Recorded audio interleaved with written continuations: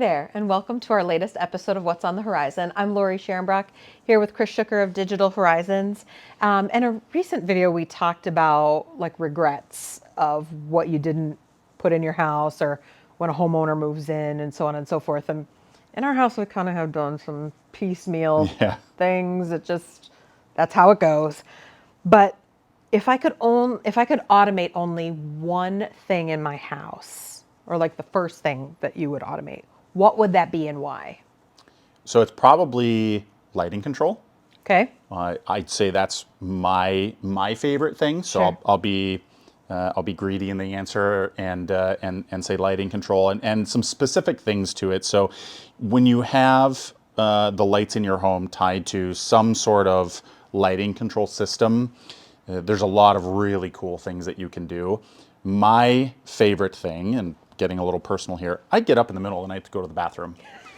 And so we're of that age. We are of that age. No judgment. I'm not the one that stops drinking water or something, 4 hours before bed. Like, I'm thirsty. Just happens. It happens. Yeah.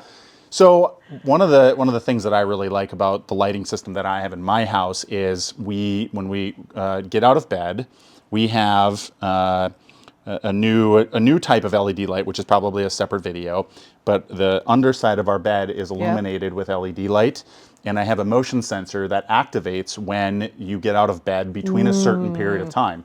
So between, I forget exactly what time it is, but let's just for argument's sake say it's 12 a.m. to 5 a.m. Sure. When you get out of bed, there's a motion sensor that picks up your feet kind of, leaving the bed, and those lights turn on to a very, very low level that, fortunately, those that sleep in the bed, we're not sensitive to the light.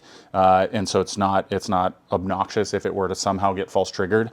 But when I climb out of bed, there's a little light that turns on. And then a short bit after that, when you're within those time periods, we have a floating vanity, and we have LED lights underneath the vanity as well. And those also turn on, but not at the same time, right? So they turn on, correct. They're timed when you walk into that space. And there's enough light from the bed to get you there. And then when you're in the bathroom, those turn on. And it's one of my favorite things. And you can apply that same concept to the rest of the house too, which is super cool, where you could have toe kick lights on in the kitchen.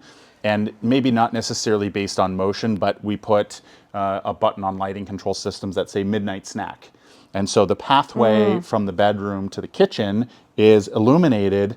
And because the lighting control system is programmed in such a way, when you hit midnight snack at certain periods of time, like if you do it in the middle of the night, because it's the only time you get a midnight snack, the lights turn on to a very low level. Sure. But during the day, when you want those, if you want the toe kick lights on at 7 a.m. or at 6 p.m., they operate differently based on the time of day.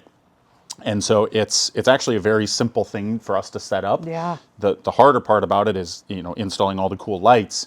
But once they're tied into the lighting control system and the programming is done, it's really cool.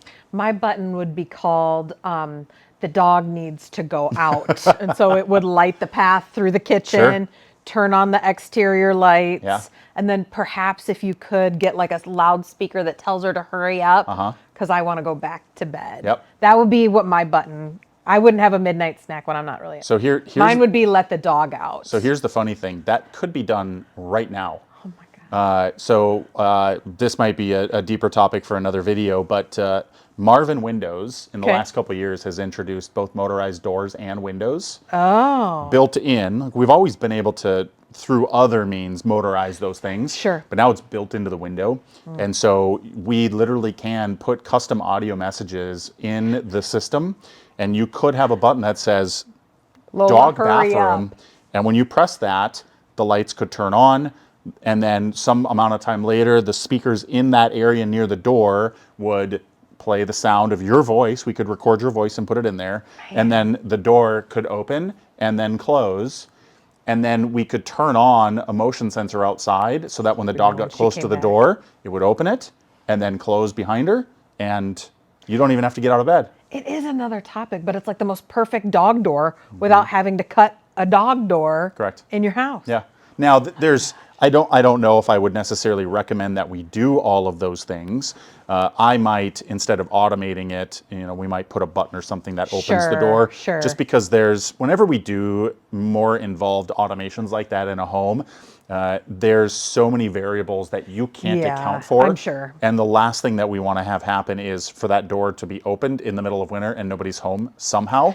Yes. And so, and it lets the wrong thing in. or just 40-degree below weather and snow and everything else. I was thinking black bear. That would be. I was thinking black bear. Yeah, that would not be good. No. So that would be something we'd be cautious of. But it's all doable. So. Man. See, now my wheels are turning, and I should just like make an appointment, like you should, to come into the Experience Center and talk to Chris and like just spitball those ideas, because like even if you think they're not possible, there's probably a way to do it, and these are the team to talk to about that. So thanks for joining us, and stay tuned for the next episode.